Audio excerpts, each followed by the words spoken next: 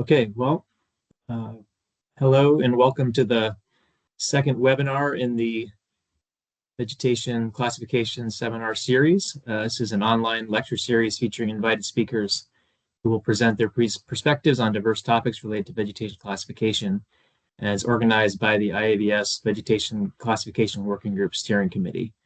My name is Aaron Wells. I'm a vegetation ecologist in Anchorage, Alaska, and I'm secretary of the steering committee. For our webinar today, we'll have a 40 to 45-minute presentation followed by questions. Please enter your questions in the Q&A and I'll moderate questions at the end. There will also be an opportunity during the Q&A session to unmute and ask questions yourselves.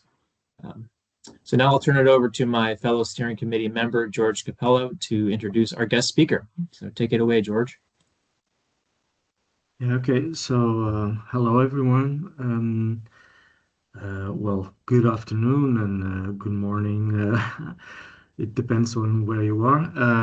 My name is George Capello, and well, I'm now in Lisbon, Portugal, and I should say a few words to introduce you to Carlos Vila-Viçosa, for those who don't know him or never heard about him. And he's well, a young researcher, and you could define him as well, he defines himself as an evolutionary geobotanist. And this, I think this is a good definition of him, because what Carlos does, the research Carlos does, it's he's both a taxonomist and well, especially with oak species and Quercus species, and he does that combining the traditional approach in taxonomy. For instance, he has studied tens of thousands of herbarium specimens all over Europe. But at the same time, he focused a lot on the molecular phylogeny, which is not easy on Quercus, I should say. And from that, he comes to look for the phylogeography and the movements of clades in Quercus, and of species, both in the past and even in the present, and in projecting those biogeographical models in the future. He does that in order to reach the level of complexity of plant communities too, and to his work, which is his work is therefore completely supported. His work in the classification of oak forests in the Western Iberia is completely supported from, say, from the most elementary level of species and underspecies, so to say, biological units, and then he builds through complexity levels until he reaches biogeographical patterns in plant communities of oak forests. And he works in Porto University, or Porto, like we used to say, in Portugal. And well, I will say no more. You will see for yourselves, and I hope you're, in the name of the, as Aaron says, in the name of the steering committee of the Vegetation Classification Group, I hope you have enjoyed listening to Carlos. So Carlos, well, it's your turn. Go ahead. Well, thank you very much, George, for the kind words. So thank you for the invitation for this seminar. For me, Teams, it's a little bit hard to work with because I don't see anyone. But I'll try to talk a little bit about what was my PhD work and the influence that has as a young geobotanist, the influence of geobotany and biogeography for the rationale that we applied then afterwards to try to solve the puzzle of the Iberian, but also Mediterranean white oaks.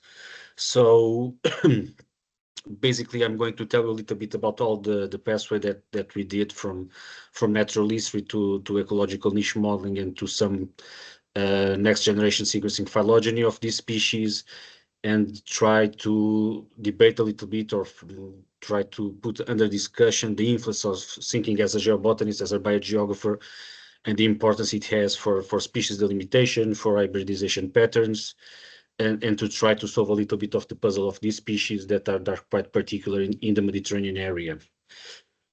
So I don't know if you can see the second slide already. George, please interrupt me if I'm going too fast or something like that, or if I'm failing with something. So as you know, oaks, it's one of the genus of most important and diverse group of woody plants that belongs to the Fagaceae family.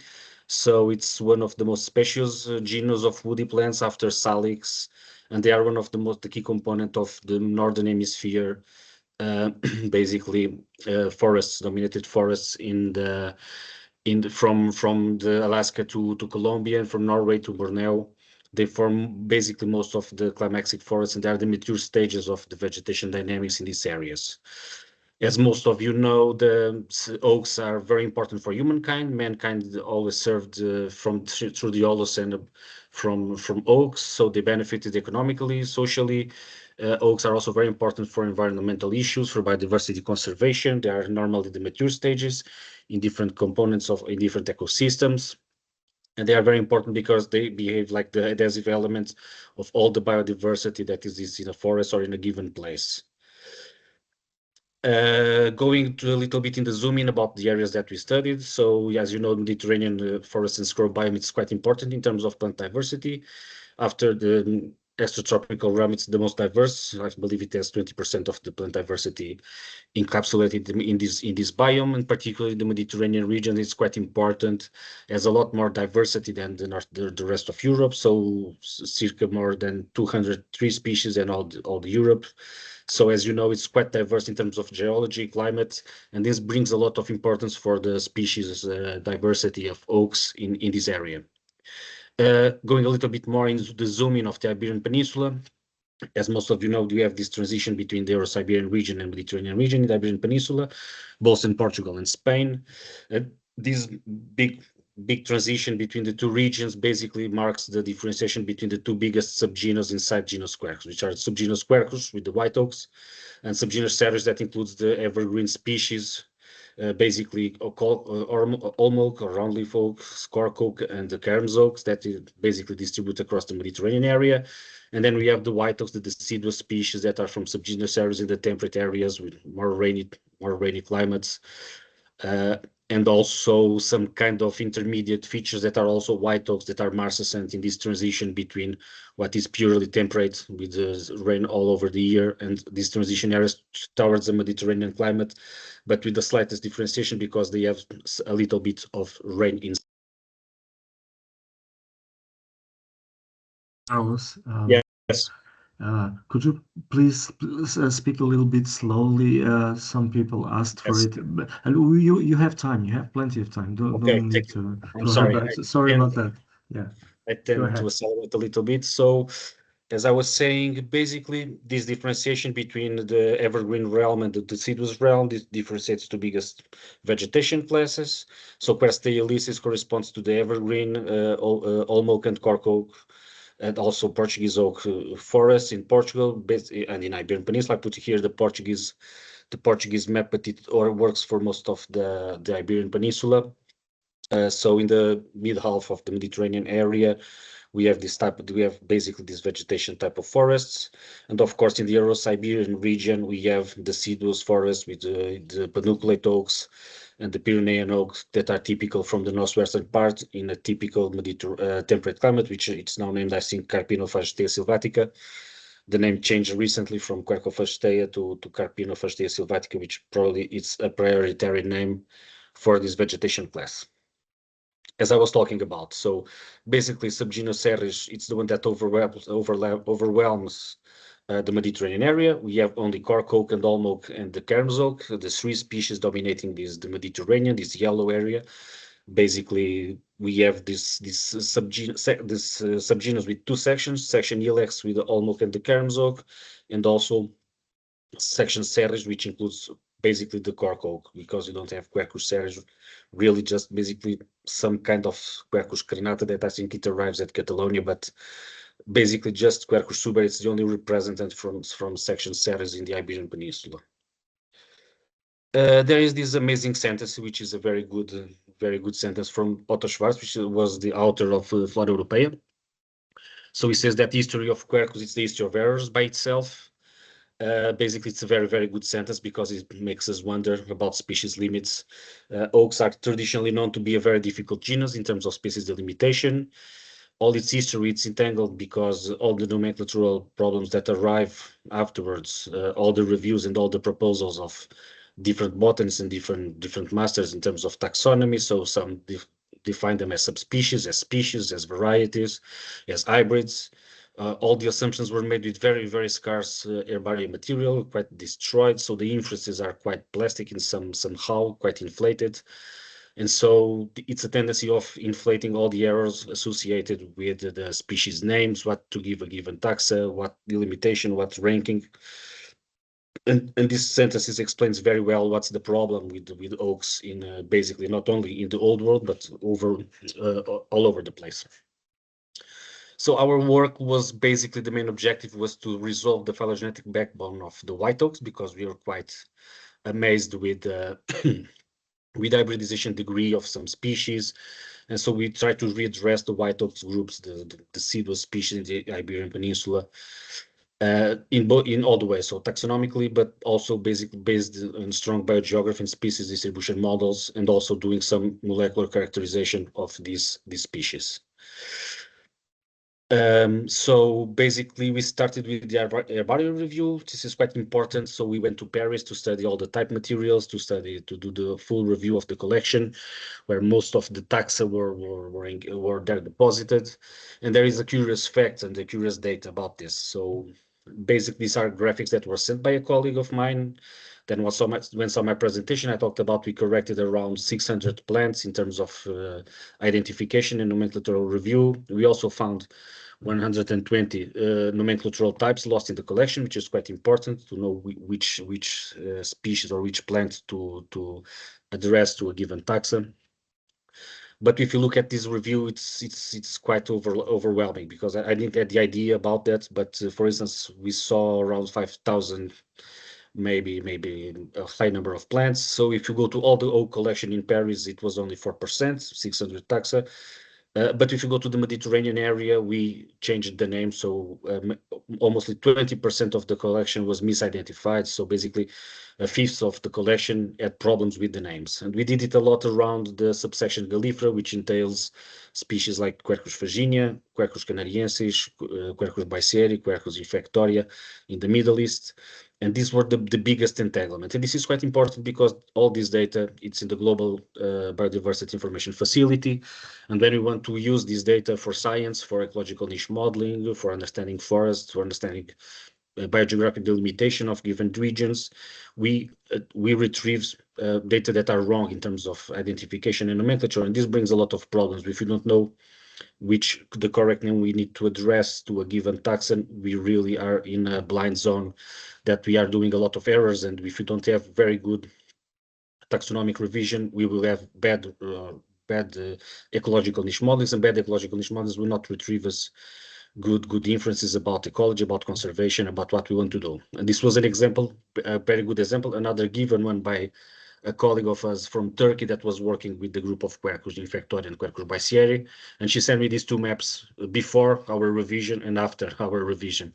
So the upwards map shows an entanglement of both Quercus infectoria and biceari, all intermixed, some of them considering them as subspecies. I need to tell that Quercus infectoria is a quite problematic taxon, because the type material of Quercus infectoria has a lot of plants, and some of them are even hybrids, not with the Quercus ceres. So it's a plant that should be a white oak, but then the type material has also Quercus ceres in the admixture, and it's a very strange plant with very small leaves. But then Quercus biceae is clearly another thing that was the taxonomy was taught to us by Professor Michael Avishai. And we did all the review with these taxonomical characters. We were seeing the plants and changing the names, and that was an automatic process. And then at the end, the map shifted from a clear biogeographical boundary between both taxa, as the Taurus Mountains was the one that was separating the two of them. And this was a secondary result of our revision. And for instance, if you have an idea there was recently published a transcriptome of Quercus infectoria collected in Iran, but of course, this is not Quercus infectoria, this will be Quercus biceae. This is just an idea for you to know the problematic around wrong names in oaks. And so if we want to do ecological niche modelings or to try to test evolutionary hypotheses, we need to know very well what we're looking at. We need to go to the type materials. And this is not possible to advance in science if we don't do this revision, this classical work based on morphology and reading all the literature and going around and hunting for the species and the herbarium review. So as a given example of this work, so we then did all the review, we had all the distribution for the species, the correct ones. We filtered a lot of wrong identifications, hybrids, names. For instance, Quercus lusitanica was the given name for all these taxa. Now some of them are Faginia, other are Canariensis or the Algerian oak. And for instance, we try to map and model to hintcast the distribution of these species towards the last glacial maximum and across the middle Holocene and in the present, to see where this ecotone between the temperate realm and the Mediterranean region was distributed in the Iberian Peninsula. So because the Marcescent species, these ones that are intermediate between deciduous and perennial, so they are phylogenetically related with deciduous species, of course, but they behave, they leave the leaves in the branches and they wait for the new ones to push the old leaves. They have this kind of behavior, which is quite typical from these areas of transition between Euro-Siberian region and the temperate bioclimate towards the Mediterranean one. So this happens with a lot of species, and we join them all together in species distribution models, and we try to see gains and losses in this area and how it behaved in the past. It was interesting because we also model not only oaks, but also the species by themselves, but also their hybrids. So here you can see the differentiation in the upper maps of Quercus fagineus and Quercus canariensis, and all the differentiation and the places where we find the hybrids nowadays. And we see that, for instance, in the middle Holocene, the models that were projected based in the current distribution show us overlap of both species, where nowadays there are only an hybrid swarm, and for at least Quercus canariensis or the Algerian oak, it's not already present. And this was an interesting data because recently we studied some populations that were in the northern center part of Portugal, near Figueira da Foz. So some of the plants seemingly morphologically that they have some characteristics of Quercus canariensis with the basic data that we retrieved and with the prior analysis, phylogenetic analysis. We don't get any signal of that, so we were quite sad because it's at the end it was only morphological plasticity of Quercus fagineus. But now we have new data with whole genome resequencing, so we are sequencing entire genomes of these populations, and we found for that population in particular in the middle Holocene, that was a place that was the species Quercus canariensis also projected. We found it here at light green. You can see there is still a little bit of footprint of Quercus canariensis in this population. So it's quite good for the botanists that identified the hybrids, but it's a very tricky situation because plasticity is very high in this taxa. But then the molecular data confirmed that in fact, so this population had in fact had a past with Quercus canariensis, and also the species distribution models after a good filtering also gave us the presence of both of them in that place, which was a very nice result. So going directly to the phylogenetic review of these oaks in the Iberian Peninsula, not to waste a lot of time, I'm just giving you examples about the rationale, how we see this, how we propose our hypothesis in terms of evolutionary, the species that we want to test. So basically we went for the white oaks. We were quite focused on the Quercus fagineus and their hybrids. So we also collected the parental species, of course, in the same places. And why not to collect exactly in the type location for each taxa and for each hybrid taxa. So because Iberian oaks, white oaks, this was the biggest passion and the beginning of this work was the formation of hybrid swarms. So we have a lot of places where the dominant tree is the hybrids, not the parental species, which is a very interesting question in terms of evolution and biogeography, because they are quite related with the intermediate characteristics or ecological characteristics of both of them. So here we went for Quercus paucirradiata, Quercus orocantabrica, all the Iberian Quercus robur, northwestern Iberian Quercus robur, which were described as different subspecies, Quercus faginia, canariensis. We went directly to Quercus alpestris, which was theoretically another species inside Quercus faginia. Also the hybrid swarms of Catalonia with Quercus serrioides, and also the hybrid swarm of Quercus subpyrnaica, which is an hybrid swarm of Quercus faginia, the Portuguese oak, and Quercus pubescens. So basically, we collected samples from all the type locations and we confront data, and then we went for the phylogeny. We used the RATSEC molecular characterization, which is a next generation sequencing technique that works with SNPs, with a lot of SNPs, with a high amount of quantity. It's a reduced representation of the genome, but it's a big amount of quantity, and was the one that was being used by several other authors worldwide. So looking at the first phylogenetic tree, we had a very important result. So basically, we used the Asian white oaks and also the American white oaks as outgroups. And then we have the separation of two bigger groups. These two bigger groups, Group A and called Group A and B, are now subsections inside section Quercus. So we are now digging in below the section level. And this is one of the most objectives of phylogeny, is to try to solve now below the subsection level. So it separated the two biggest groups of oaks. For one side, all the Quercus robur and all the Quercus petria, the deciduous trees, the temperate ones.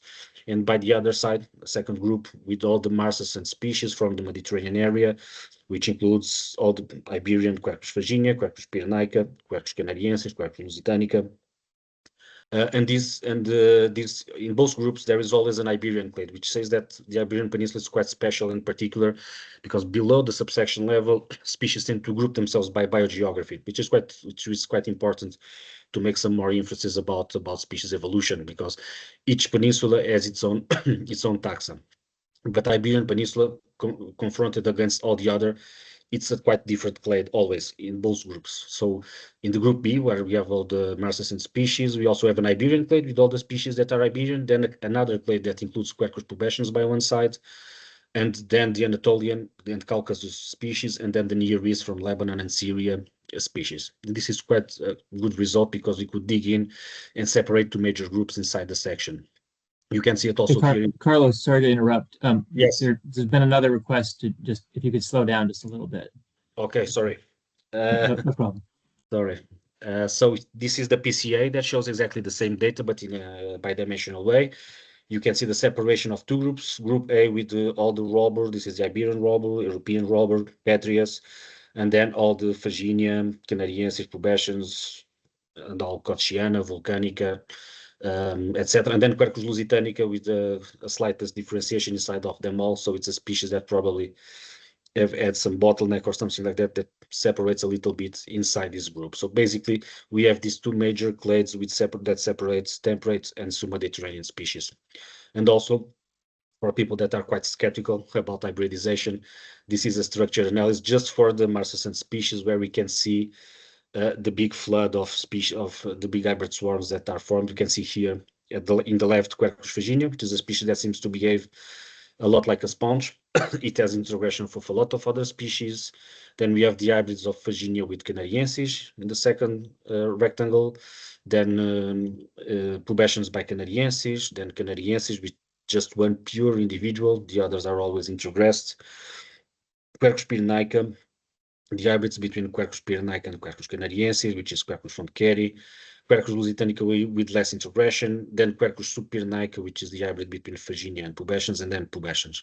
So we can see here all the colors that are restricted to one another, and we can infer that in fact, when these species are together, they celebrate that concept of syngamian of species, which are species that when are together, they exchange information between them, they form fertile descendants. But in fact, they still keep their frontiers and their morphological and their genetic frontiers among each other. So this is the definition of a syngamian.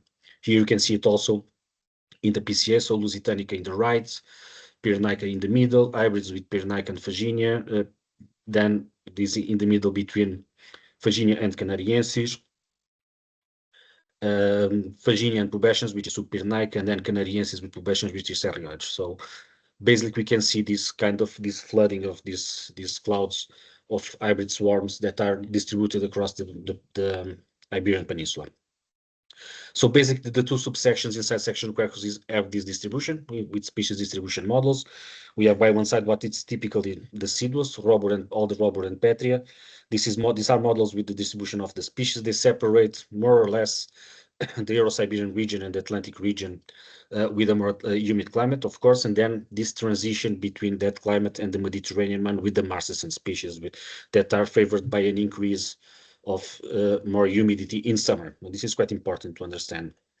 So basically, we call them subsection artesiana for all the petria and robur, because Quercus artesiana was the species that has the morphological characteristics of them all, and also subsection macranthera, because Quercus macranthera also behaves with a very plastic leaf that comes almost like from a Pyrnaica to a Canariensis, and it's a quite plastic taxon that includes all of them. And there is also some works with phylogeny that tells that Quercus macranthera is like an ancient genotype inside this group. Okay. So a structure based only on the roboroid oaks from that includes Quercus petria, the European Quercus robur, and the Iberian Quercus robur, tells us that the Iberian Quercus robur, in fact, what was described as subspecies Broturuana, has a quite differentiation between it's quite different from the European Quercus robur, and also another pedunculate oak that has some intermediate features between the Iberian and Quercus petria. So it's a quite strange taxa that lives in the southwest of Portugal, but seems to have emulate this kind of condition in between a petria and a robur, and it's quite strange and a very interesting taxa that was also described by Otto Schwarz, and it's a little bit similar to Quercus artesiana in the Balkans. This is a network, so a neighbor net analysis, which is basically the phylogenetic tree, but with a different morphology. So we can see also here Iberian against non-Iberian in the right, and we see a big differentiation between the European Quercus robur below in the right and what we called Quercus broturuana, but also includes Quercus orocantabrica. The Quercus orocantabrica, it's the prioritary name for this taxon, which is the pedunculate oak from the northwest Iberian Peninsula. So basically, all the species from collected in these populations correspond to the same species, but they are quite differentiated from the European robur. And the prioritary name was given by Salvador Rivas Martinez for the species from the Cantabria region, where he collected from the type population, and basically was described as a subspecies of Quercus robur, but genetically quite differentiated. So it has also a glossy leaf with larger petioles and larger peduncles, a lot of characteristics that differentiate them from the European Quercus robur. And basically, we propose that this could be used in the classification of the alliance for these forests as a Quercus orocantabrica pyrnaica, which was a name already given by Brown-Blanquet and Pinto da Silva. Pinto da Silva and Brown-Blanquet already told in their works, and George Capel can talk better about that. They only recognized one Quercus broturuana in Portugal and in the northwest Iberian Peninsula. And they even say in some works that there is no European Quercus robur. So the phytosociologists from that time in the mid-50s already recognized this identity, and they give the names they call them inclusively in the fieldwork notes, Vaccino Quercetum broturuana, which should now receive the name of Quercetum orocantabrica for all the associations of the northwest Iberian Peninsula, and for this alliance, which is the siliceous temperate forests of Quercus orocantabrica and Quercus pyrnaica. Also for these genotypes of these quite interesting plants. So for you to have an idea, these are exemplars from herbaria from Morocco. So if you think a pedunculate oak in Morocco, it's quite strange to think about it. But in fact, this roboroid oak with these leaves that are quite even in terms of lobes, higher number of lobes with larger petioles, sometimes emulate something like petria, occur from southern Coimbra up to Monchique, and there is also this population from Tanger, which probably have disappeared, that was described as a species by Schwarz, and it's quite interesting because Schwarz did recognize a different entity, and he talked about this Quercus extremadurensis, the oak from Extremadura, from Sintra, because he studied examples from Sintra, and he already describes it in its original protologue as a primitive Quercus robur that it's being eroded and is already introgressed with the northern pedunculate oak with Quercus orocantabrica. and also with Quercus Virginia. So it will be lost in future. So he gives up about his species, but the fact that he did look at these exemplars in the right, and he have a lot of interesting insights. So these insights are important because when we look at the molecular data with RATSEC, so we can see all the robbers. In the right, you see the European robber, and in the left, you see below with yellow the Quercus orocantabrica, which is the northern pedunculate oak from Portugal, and in upwards the real Quercus tremadurensis, and the population of Sintra exactly in the middle because it is already introgressed. It's already an introgressed population with both taxa. So he had the insight of as a botanist to see this difference, which is quite amazing in the middle 30s, that the botanist could come to the Iberian Peninsula, see different species looking at herbarium material, and then he was right about what he inferred. So this is quite interesting.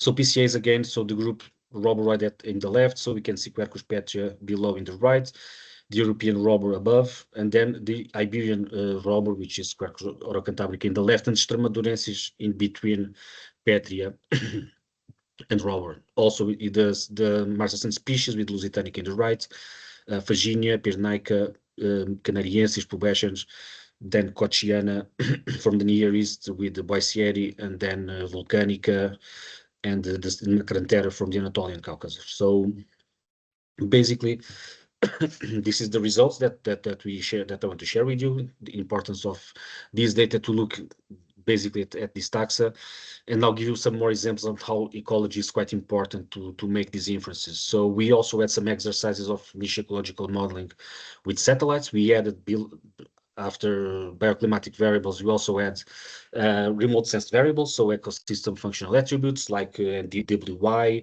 AVI, to try to put them in the models and try to model the white oaks of the Iberian Peninsula. And all, not only we talked about certain taxa like species and hybrids, also hybrid swarms. And we saw that the performance of the models was quite high with also with the remote sensed variables. So we can see here the TSS, all the metrics are increased by in terms of performance by the complement of satellite and climatic data, and especially they are quite these variables are quite important for the narrow endemic species, for Quercus tremadurensis, for Quercus canariensis, and we can also see that the variable importance related with the bio-18, which is this rain in summer, it's mostly important for most of the taxon. So this differentiation of in small places at a micro scale, the presence of a moisture environment preserved different genotypes, and the inference, it's always ecological. So basically, this is what I want to share with this presentation, is that we can only think about the species if we think about if we think as ecologists. And this is the map with the Iberian white oaks. We can see that the Western Iberian Peninsula is quite important. It can have suitability for almost 7 species. And then I'm going to show you a little bit more of examples of niche ecological modeling that have a lot of evolutionary insights. So basically, we also did the modeling for the Marcescent species, 4 in the West Mediterranean area and 4 in the East Mediterranean area. So we included, of course, Virginia, Lusitanica, and Pyrnaica, and Canariensis in the Iberian Peninsula, then Boisieri, Infectoria, Kochiana, and Volcanica in the Middle East. We tried to compare past and future range shifts of these species, try to see how much it gain in terms of how much these species, how they did behave in terms of distribution, how many suitability are they gained, they lost, and they maintain as suitable. And we try to correlate past dynamics with future dynamics. So we correlate the differentiation between different periods since the Erich Stadium towards the Bolling-Galler Road, the Younger Dryas, all the Holocene, and compared it with the current distribution. Then we projected also to the future, and we could see that there is a positive correlation between what the species that suffered more in terms of distribution range shifts in the past are the ones that are going to suffer more distribution range shifts in the future. This is a conservation work. It is the case for Quercus canariensis. Of course, it will lose a lot of suitability area in the future. It will be projected to the northern Iberian Peninsula. So basically, a lot of small populations like in southern Portugal, Mochique, Algeciras, Catalonia will be lost, and then the Atlas from Algeria and Morocco will still have stable suitability for Quercus canariensis. And when we look for the modeling between these species, and this is the most important part, we can see a lot of cases of vicariance between the East and the West Mediterranean basin. So this is the map, the variable contributions for both Quercus canariensis and Quercus boissieri. Quercus canariensis, if you see the photos, if you see both the tree, both the species and both the trichomes and all the taxonomic characteristics of these species, they are exactly equal. So the boissieri, this is in the right, it's collected in the type location from Latakia in Syria, and at the left it's a Quercus canariensis in near southern Portugal, near Algesur. They even share the same type of trichomes. And Schwarz also put them inside the same series below the section level as two species that should be taxonomically or phylogenetically related. They are not, but they share exactly the same bioclimatic envelope. So we could also think about some case of vicariancy, of course. And if you think about other taxa that lives under near boissieri and other that are related with canariensis, like Campanula, you know that Campanula from the group Exilis and Ancillaris and Peregrina in the Middle East are exactly in the same envelope below these forests of Quercus boissieri. And then we have Campanula elata in Algeria and Campanula primulifolia in the southern in Portugal, and then we have Muschia in Macaronesia that also resemble this environment with a lot of humidity in the hot season, absence of cold, and so we may be talking about not the evolution of species, but probably the same forest, the vegetation series concepts that are evolving, that was extirpated by the Mediterranean climate and are evolving parallelly, wisely, in the East and in the West Mediterranean area. So it's quite curious, this case, about in spite of the fact that they're already not phylogenetically related anymore. The same appears with the arboreal Kermzog. So we have Quercus caliprinus in the Middle East in the same condition. And we have also the arboreal Kermzog in Portugal and in Algeria and Northern Africa that are both related with the same species in terms of ecological terms. So Quercus caliprinus lives with Quercus boissieri in the Middle East, and then Quercus pseudococcifera, what we described as Quercus livermartinezi, in the fringe of Quercus faginia and Quercus canariensis in the West, in more moisture conditions, and they share a lot of morphological characteristics also. Another example is the case of Quercus aucheri and Quercus airensis, which are the tomentose Quercus Kermzogs from the Mediterranean area, living exactly in the same places. So karstic limestones. In the east, Quercus aucheri lives with Pinus alopensis, and then in the west, Quercus aucheri lives with Quercus rotundifolia, but in places where Pinus alopensis is an invasive species, so they share exactly the same edapho-climatic envelope. It's just this case that are quite curious for understanding in evolution. And another case, it's obviously species related with the Pyrenean oak, Quercus pyrenaica, but in the Middle East. So this is an exercise where we modeled Quercus volcanica, which is the Pyrenean oak from Turkey, and just Quercus volcanica projects itself in terms of gains and losses exactly in the areas of Quercus frainetu, Quercus cochiana in Lebanon, exactly in the same mountain, and then Quercus macranthera. So this is quite curious when we project one species and it projects itself exactly in the niche of the others that are morphologically related. And this is what helps us to think about questions about phylogenetic relationships or not. They are not phylogenetically related. Could this be a case of evolutionary convergence or not? Or even if they could even have shared integration with the other species nearby. And that's why that below the subsection level, these species can group themselves near their cousins, not the ones that are related with them, morphologically speaking. And also in terms of future perspectives, this is what we think to do next, which we need to apply time calibration to our phylogenetic tree. But before that, we need to think about the questions that we are making. So in terms of the two subsections that were discovered inside section Quercus, we know that the white oaks came from America, probably. Could it be that they arrived in the Western Europe and then migrated inwards, and then with the continental climate, more dry or more cold, developed marsupials, and then they come and retro flood the Mediterranean basin when the Mediterranean climate arises? So the questions that we make are mostly based on biogeography and based on the, ecology and biogeographical matters. So basically, that's the hypothesis only came because we understand species ecology, we understand where they appear, why they appear, and it was quite interesting to see that, for instance, the work that published by Janine Cavenderbars in New Phytologists explains the evolution of the American red oaks and white oaks based exactly in a vegetation catena that we use in vegetation science.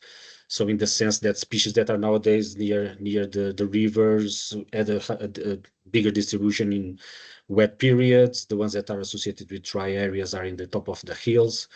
And so basically the biogeographical processes per se are the major drivers for speciation in oaks. So we may infer about the persistence of genotypes or the extirpation of areas that are then extirpated again by different climates, and that's some disruption of these climates, and they retain, and some of them are retained in the topoclimatic islands. So basically, biogeography seems to be the geobotanical rationale seems to be a very good hypothesis maker for oaks and for trying to understand how these species, all these species distributed across the space.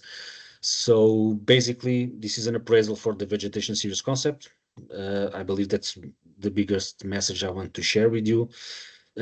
So we can then test them with the ecological model, then test those species hypotheses with molecular tool, basically mostly with phylogenomics, with next generation sequencing. And biogeographical knowledge is fundamental for solving this backbone of difficult groups of plants. So this is mostly the biggest message I have to share with you. And I want to leave this sentence of Hugo Vilar, which was a geobotanist. I will leave this sentence in my presentation. In the genus Quercus, there are cases in which, in order to classify a species, it's not enough to see the tree or the character. You need to look at the forest. So basically, you need to look at companion species. You need to look at the conditions of the environmental conditions. What are they? And basically, what Hugo Vilar, which was also a botanist, and he studied oaks. So in the 50s, in 58, he did a revision of all the Mediterranean oaks, and it's a very good work because he's the one who tells that Quercus virginia, for instance, should be the name applied to the taxa that we have in Iberian Peninsula.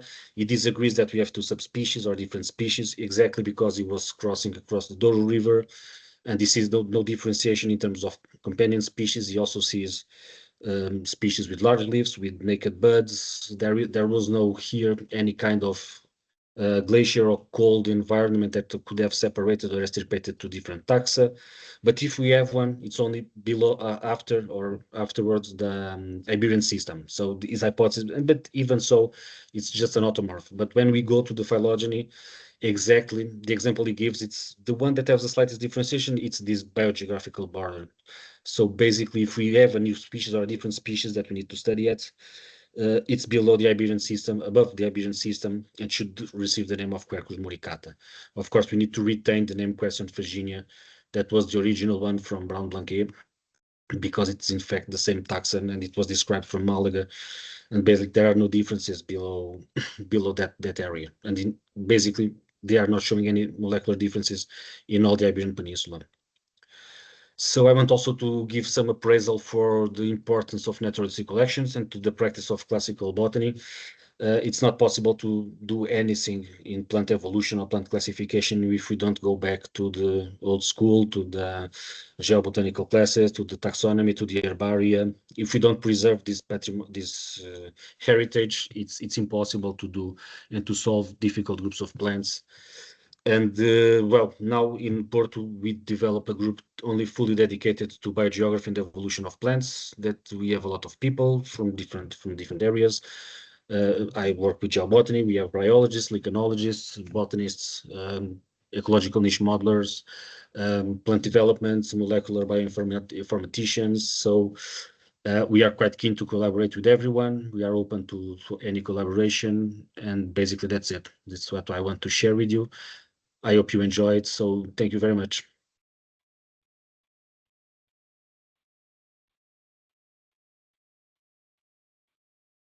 Thank you, Carlos. And I invite everyone to thank Carlos. Use the react clause or what have you to show your appreciation. And then if there are any questions, we can take them now. I'm looking at the Q&A section here. I don't see any, but if you have any questions, please raise your hand and we can unmute yourself and ask your question.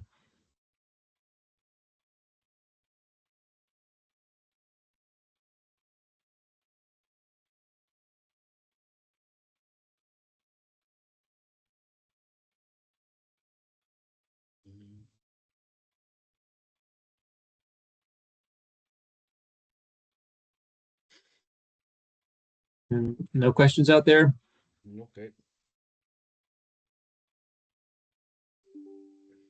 Okay, we've got a couple. Okay, Emily, you go ahead. Thank you very much, Carlos. And I'm just fascinated to learn more about these Mediterranean oaks. I'm located in California, and I'm wondering if you would have recommendations for resources for identifying Mediterranean oaks, like publications or keys. Because I'm just realizing we've struggled for a long time with our Mediterranean oak collection to differentiate some of these species that you're talking about. And yeah, we've been dealing with these taxonomy issues, but haven't had good references. So this is fascinating to me. Thank you, Emily. So I believe the best way is, unfortunately, it's to ask to experts. There are no global keys for Mediterranean oaks, just local ones, Iberian, Turkish, etc. But I believe if you have the source of the tree, the country, and then if you ask to an expert, or you can send an email or something like that, we can help. But it's quite important to have the location, because there is a lot of plasticity and plants that are morphologically identical in the both extremes of the Mediterranean area. So okay, I'll be sending you some. Yes, for sure. No, I'm open. Yes, you can send me. Thank you. I appreciate it. Thanks, Emily. Any other questions out there? George, I saw you had your hand raised earlier. Oh, you mean me? Sorry. Yeah. I shouldn't. Well, I wasn't expected to ask anything since I'm one of the organizers. So, well, I'll turn the camera on. So, and well, I should ask Carlos about something. I know it exists. I already know the answer, but I would like you, Carlos, to tell us something about what were the consequences of the new taxonomical model on the classification of oak forests, comparing to the classical, to the old one? Could you tell us something about that? Well, at the Iberian level, it makes sense to have an alliance. It was already described as so by Pinto da Silva, of what is the northwestern siliceous bedrock forests of Quercus, of the pedunculate Iberian oak and Quercus pyrenaica, because it's quite a homogeneous area with all the floristics signature. So it's for me it's easy to understand a question or a Cantabrica pyrenaica for the northwest Iberian Peninsula, but I miss molecular data from the eastern half of the peninsula, Iberian Peninsula. I don't know what happens towards the Pyrenees. I know that there is rubber in France, but I need samples from the Basque Country and from areas to try to reconfigure these inferences. Basically, at the alliance level, we can for sure put this species as a major nomenclatural reference. So it was already done by Pinto da Silva, so he recognized this taxon. The one that I remember. Then also, of course, with Quercus pseudococcifera, you have all the fringes, all the coke forests with the Quercus virginia that then goes, that are secondary of marcescent forests that also have Quercus pseudococcifera. Also in Tunisia, from Algeria, Morocco, they make very good thermophilic cork oak forests with this species also. The tendency is that this differentiation can group themselves in alliance, at least at the alliance level. Thank you, Carlos. Let's see, we have another question. Please go ahead.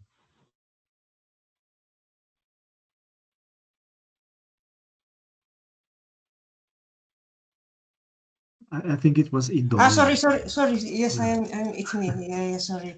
I forgot to switch on. Congratulations, Carlos, for this so interesting talk. Sometimes it was not so easy to follow, but as you mentioned, as you mentioned, but what happens in Basque Country, I would like to ask about it because until now, our siliceolous oak forests were included together with the Iberian ones. But Okay. You mentioned that it's not clear to which group does our Quercus robur belong. Yes, I believe that mostly I don't know the acidophilic forests in the Basque Country. I just know the limes, the ones that are very rich. But I believe you also have up to the Basque Country, it will be also Quercus cantabrica, the dominant taxa, because there are herbaria references from Vitoria. Mm-hmm. But yes, the border needs to be confirmed with molecular data. We really need to go collecting two or three samples from Picos de Europa up to the Pyrenees Mountains and to see where this border is. And do you think that if it is also Quercus cantabrica in the Basque Country, it will believe. also be that in the southwestern France, in Landes and That I don't know. That I don't know. But I know there are some plants that seems to try to have these characters of more glossy leaves and more Cretaceous leaves with larger peduncles. But I nowadays I only feel put my confidence on molecular data. Sure. But You are welcome to come to collect. Sorry, the big differentiation will be for sure the more rainy territories. If the Basque Country have some areas that are quite rainy, probably European Quercus robur will have entered there, and this Quercus cantabrica will be something more related with the transition towards the Mediterranean areas. But that I don't really know. I don't have the data. Yes, that makes sense. Maybe we have both in the Basque Country. Yeah, probably. Okay, probably. so you have to come. Yes, for sure. And if you want to send us some samples, we'll be happy to. Yeah, we will be very happy to send you. Thank you. Thank you. Thank you very much. I see Dennis has a question, but I'll quickly ask a question that's in the chat. I'll read it off here to everyone. It says, if I understood well, your phylogeny work was based on nuclear EST markers. Any attempt to use chloroplast markers instead? We didn't. We already started with nuclear, and we never went plastidial, because we use what is being used internationally, and it has a lot more of resolution power, more than plastidial DNA. It was a decision basically done by the team, but I would like to see them compared with plastidial DNA in the future to see the differences. Thank you. There was an additional comment there that said the chloroplast markers gave important insights about introgression of species. Probably, but I didn't look introgression with plastidial DNA, but probably it will give us introgression also. But with the rat sect, it's also very clear the introgression levels. Thanks, Carlos. Okay, Dennis, go ahead. Hi, Carlos. Thank you for the presentation. Okay. I wanted to ask about the SDMs. Did you incorporate only climate data, or you were able to include also geology? I couldn't get edaphic layers, but we did use, because they're sometimes qualitative, and they are difficult to have with a good resolution. But I did use topographic layers, wetness index and the ruggedness index in the models, and they also did some good contributes from some species. The ruggedness, it's the convexity of the terrain, so yes, those were used also. Not very important, but in some species, yes, quite important. Yes.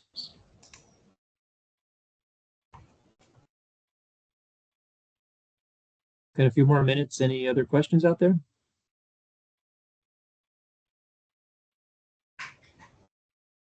It's like I'll take one. There's one in the chat, and then I'll go to you, Corrado. So it says, thank you very much for your talk, Carlos. I had a question about RADSEC. Have you encountered any difficulties when handling RADSEC data at the bioinformatics level? such as a high duplication rate or issues related to GC content?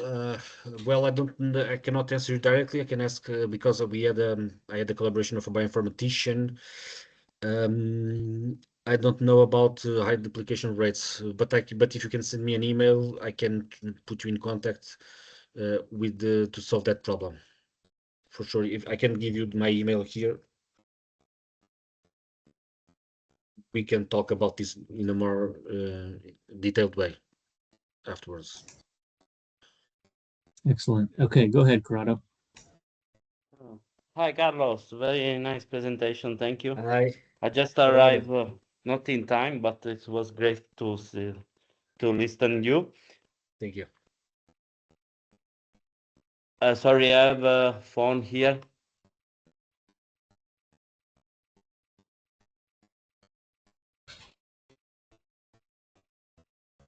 Sorry. I had a question about your future work. Maybe Yes. you intend to expand your analysis to all other part of Europe, or Yes. it would be quite nice to have, to see phylogenetic relationship and maybe a broad analysis can have more success in terms of group, in terms of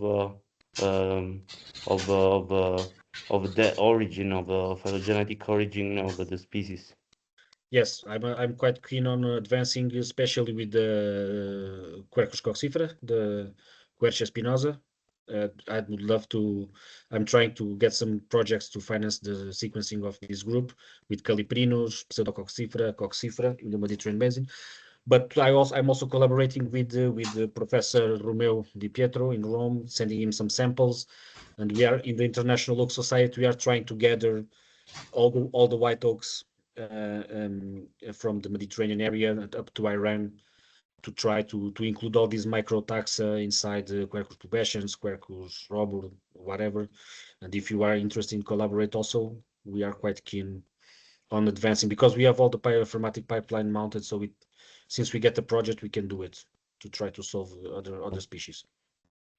Thank you. Thank you. Okay, looks like we have time for one more question, and I see Conrad, you have your hand up. Yes, thanks, Carlos. It's been a very interesting talk, and hello from Australia. It's 11 p.m. here at the moment, so it's great to be able to join. My question really, I may have missed this, so apologies if I missed it earlier in your talk.